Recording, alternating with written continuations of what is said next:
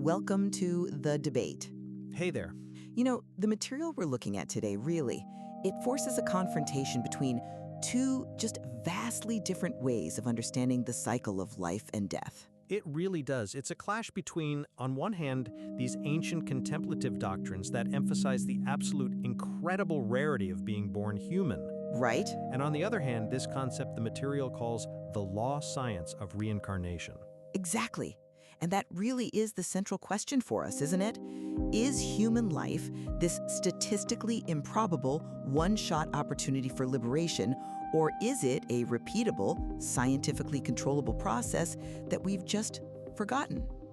I'm going to argue that the true value of life lies in that potential for purposeful procreation, a conscious, eternal return that we've lost. And I'll be arguing that focusing on the technical mechanics of it all fundamentally misses the spiritual significance of the moment we're in right now. The primary significance of human life, as you see across millennia of tradition, is its extreme rarity. And that rarity creates a profound moral urgency to wake up from the cycle, not just get better at repeating it. See, the idea that reincarnation is just a consequence of cosmic randomness or, some accumulated good deeds, to me, that is a tragic failure rooted in forgotten knowledge. It's heartbreaking, really. The material explains that the mystery of life and death is governed by an exact law of science. And this framework treats the soul not as some, abstract, ethereal concept, but as a quantifiable energetic value. They define it as an identity invariant, or S. And this is crucial. It exists without evolving. ds dt equals 0. The core identity, your essence, is permanent. When the physical body dies, that soul energy is magnetically pulled to the closest and most powerful gravitational source, and that's the sun. It's the solar system's primary reservoir for consciousness. Okay, so the technique for a chosen return, that's the missing link, the lost science. It's achieved through something they call harmonic wave resequencing. It sounds very technical. It does, but the premise is it's elegantly simple. It's physics. And name, when it's correctly understood, isn't just a label, it's a precise vibratory frequency defined by its pitch, its amplitude, and its timbre.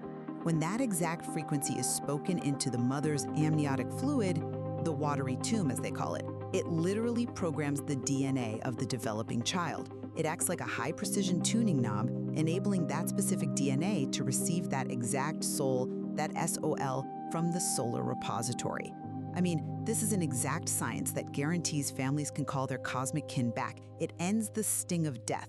The fact that we abandon this mastery, and reduced rebirth to statistical chance is, to me, just deeply tragic.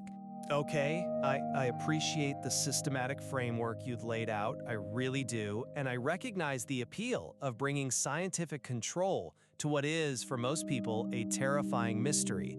However, I have to caution that this focus completely overlooks the essential preciousness of the human form, the inherent merit required to get one in the first place. Contemplative traditions agree, universally, that human birth is a gift of almost unimaginable rarity. They use these visceral metaphors to communicate this, like the famous Tibetan image, you've heard it, the blind sea turtle. The turtle in the ring, yes. Right. The turtle surfaces once every 100 years in an infinite ocean. And what's the probability of it putting its head through one single floating ring? That metaphor exists for a reason. It's because human existence is not some common, guaranteed state you can achieve just by applying the right acoustic formula. The traditions hold that the human body is the perfected vessel because it alone possesses 18 unique conditions: functioning senses, access to teachings, freedom from, extreme suffering. These things are necessary for transformation, and they're absent in other states of being. The body is the supreme temple, a temporary laboratory. Its value comes from its unique capacity for transcendence, not from how well we can replicate it later. But focusing on merit, that means waiting countless unknowable cycles for chance and karma to align again. The science is the key because it eliminates that probabilistic gamble. And this isn't just theoretical. The material points to historical examples. I mean, consider Jesus, described as a highly mastered body temple unification. He didn't achieve that by happenstance. The texts say he studied the Egyptian mysteries, the spiritual sciences of India, the very sciences of energetic command and biological re-encoding we're talking about. Miracles, like calling Lazarus from the tomb, they're not presented as magic. They're technical feats. They directly parallel the principle of harmonic wave resequencing, speaking a name frequency, an exact vibratory command to pull a soul and essay back into a prepared biological vessel. This shows that mastery lies in conscious technical intervention, not just, passive submission to some cosmic law. Why should humanity rely on probability when we once possessed the exact formula? I have to come at it from a different way. While the analogy of Lazarus is compelling, the traditions are unanimous that getting a human body requires cycles beyond imagining. Moving through millions of life forms, it's a spiritual journey that accumulates immense merit. And if we reduce that achievement, this perfected vessel, to just a successful resonance match, like you said, tuning a radio to the right frequency, we diminish the profound moral and spiritual weight of receiving this gift. If the science can just bypass the need for merit, doesn't that remove the moral imperative for spiritual development now? That is a crucial challenge, I agree. Dedication is absolutely required. But the goal of this lost science is not just being born, it's being born with remembrance. That's the spiritual progress that gets protected. If you rely on karmic happenstance, sure, the soul might return, but it returns shrouded in the oblivion of memory loss. It's forced to start the journey all over again. The science eliminates this colossal waste. By aligning the birth with specific sidereal positions, and this is not astrology, it's precise cosmic alignment, and using resonant frequencies like gamma, alpha, and delta waves during gestation, you ensure the new vessel is an optimal receiver. Okay, I need you to elaborate on that point. Because just listing brainwave frequencies, without context, it sounds a little like jargon. How did gamma, alpha, and delta waves specifically facilitate this DNA remembrance? That's a fair challenge. The material clarifies that the gamma wave state, which we associate with heightened consciousness and memory retrieval, is actively encouraged through harmonic input during that gestation period. The alpha and delta waves, while they're used to create biological stability in the developing nervous system, making the DNA itself optimally receptive. Think of it less like tuning a radio and more like preparing a quantum storage device. The goal is to ensure the master self can immediately turn on those past frequency packets of information. So the wisdom of the family, the wisdom of the self, is never wasted. That continuity, that is the highest form of spiritual progress. And that brings us right to the core tension, which you identified, the urgency of the now. Okay, so the soul, the S, may be a timeless invariant operating from a fifth dimensional understanding. Fine. But the human brain is biologically restricted. It's stuck in the fog of the fourth dimension of time. This biological limit is what creates the now illusion, our experience of linear time. And it's precisely this temporary window that dictates urgency. The traditions warn that a lifetime spent in distraction is a tragedy because returning to a body with those 18 conditions, it could take immense cycles. If you can just engineer the next life easily, doesn't that completely remove the existential pressure to maximize the rare opportunity of this one? I'm just not convinced by that line of reasoning, because that manufactured sense of urgency is a consequence of the failure state. It's a fear imposed by happenstance rebirth. If you believe the system is chaotic and uncontrollable, then of course you feel desperate to escape it. But the science moves beyond that limitation. By achieving purposeful procreation, we guarantee the soul returns with full DNA remembrance. We eliminate that terrifying gap. Why should we just submit to the fog when we once had the ability to command the mechanism? I'll tell you why. The sitters, they describe meditating 5 to 6 hours a day as a baseline for transformation, treating the body as temporary. This dedication, this rigor, is driven by an acute awareness of impermanence, that this instrument will expire and the chance must not be wasted. The ultimate goal is transcendence of the cycle entirely. It seems like you're perfecting the ability to run the race, while the traditions are trying to teach us how to realize we never needed to start running in the first place. I see why you'd frame it that way, but I would say mastery isn't about escape. It's about control over the physical laws that govern this universe.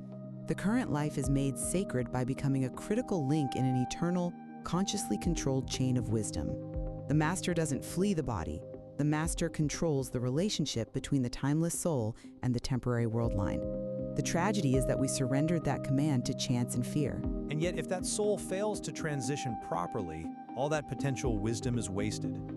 Which brings us to a final, really urgent point, the threat of the wandering soul. Yes. The biggest flaw in our traditional command to rest in peace is that it encourages the soul to stay static, to stay attached to Earth's field. The material is explicit. The soul must return to the sun.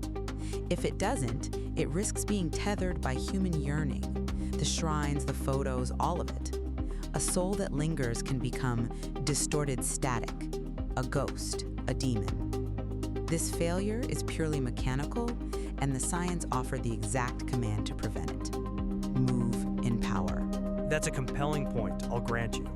But the phenomenon of the wandering soul, to me, that only reinforces the moral consequence of attachment, placing the burden back on the living. You describe it as a technical failure, a soul missing its gravitational bus ride. But the fact that the soul can even perceive human yearning from a fifth-dimensional state just shows the immediate, powerful link between our emotional state and the spiritual planes. But I'm not convinced by that, because you're focusing on the spiritual problem of the living, not the mechanical requirement of the deceased. Exactly. The failure isn't in the pole of the sun, which, as you said, is the primary magnet. The failure is in the living's inability to let go. They corrupt the path for the deceased. Traditional contemplative practices are meticulously designed to break that very bond, not by invoking a scientific command, but by achieving emotional non-attachment, which lets the soul naturally move toward liberation. But you're assuming liberation is the only goal. I'm arguing the goal is preservation. If we rely only on emotional release, we are gambling on the spiritual maturity of every living relative. That is a terrible strategy for eternal wisdom transfer. The science gives the soul the command and the map. Move in power, guaranteeing it reaches a solar repository where it can be consciously retrieved. The failure state is a failure of energy management. The science provides the guidance. And yet, by reducing it to an engineering problem, you minimize the deep, transformative work required of the living. The traditions teach that the highest service to the deceased is to achieve your own liberation in this life. By focusing solely on guiding the soul back to the sun for retrieval, we risk institutionalizing recurrence rather than transformation. We focus on optimizing the loop rather than finding the exit. At the end of the day, the Lost Science of Reincarnation illuminates a path to mastery over the human condition itself. It treats the body as a temple instrument for the conscious evolution of family wisdom. The tragedy is that we surrendered our command over our own eternal identity to happenstance and fear, leading to generations of wasted knowledge and the painful, unnecessary terror of permanent death. The challenge is to overcome this limiting dogma and apply the exact science of sound and gravity to ensure the eternal return of our essence, where no wisdom, history, or connection is ever truly lost. The highest wisdom, however, emphasizes the radical rarity of this human birth. It's a precious gift, providing the unique, temporary capacity for self-reflection and liberation now. This finiteness dictates a moral and spiritual urgency that must be met with rigor.